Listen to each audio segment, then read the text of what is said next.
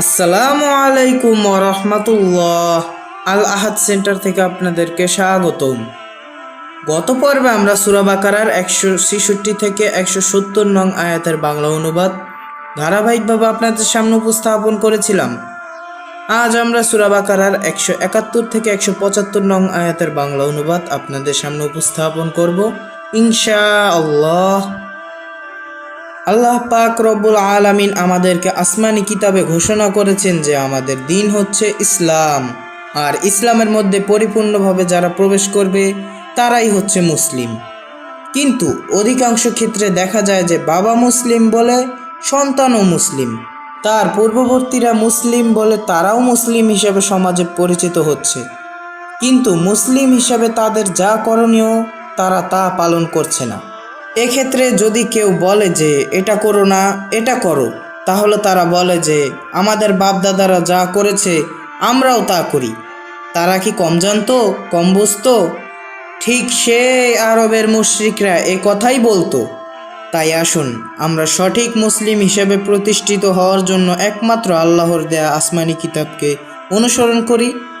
ইনশাআল্লাহ আল্লাহ চাইলে আমাদেরকে সাহায্য করতে পারেন।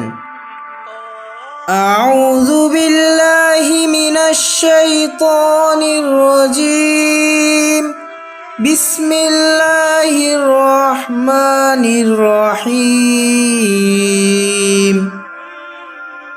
দৃষ্টান্ত অবিশ্বাসীদের যেমন দৃষ্টান্ত ওই ব্যক্তির যে ডাকে এমন কিছুকে যে ডাক এবং আওয়াজ ছাড়া কিছু শোনে না। তারা বধির, বোবা, অন্ধ, অতএব তারা কিছুই বোঝে না।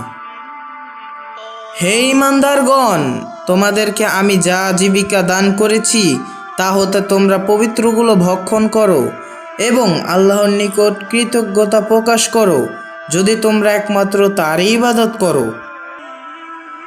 নিশ্চয়ই আল্লাহ তাআলা অবৈধ করেছেন তোমাদের ওপর মৃত জন্তু, প্রবাহমান রক্ত, শূকরের মাংস এবং যে সকল জন্তুর ওপরে আল্লাহ ছাড়া অন্য নাম উচ্চারণ করা হয় বা আল্লাহ ছাড়া অন্য নামে জবেহ করা হয়। অতঃপর যে নিরুপায় হয় সে বিদ্রোহী নয় এবং সীমালঙ্ঘনকারীও নয়, তার ওপর অপরাধ নয় উল্লেখিত বস্তু হতে কিছু ভক্ষণ করা। নিশ্চয়ই আল্লাহ তাআলা ক্ষমাশীল, দয়াবান। নিশ্চয় যারা গোপন করে উহা যা আল্লাহ তাআলা নাজিল করেছেন আসমানি কিতাব হতে এবং উহা বিক্রি করে সামান্য মূল্যে, তারা তাদের পেটে আগুন ছাড়া অন্য কিছু প্রবেশ করায় না। আল্লাহ তাআলা কিয়ামতের দিন তাদের সাথে কথা বলবেন না এবং তাদেরকে পবিত্র করবেন না, এবং তাদের জন্য রয়েছে বেদনাদায়ক শাস্তি। এরা ভ্রান্ত পথকে কিনেছে সঠিক পথের বিনিময়ে এবং শাস্তিকে গ্রহণ করেছে ক্ষমার বিনিময়ে।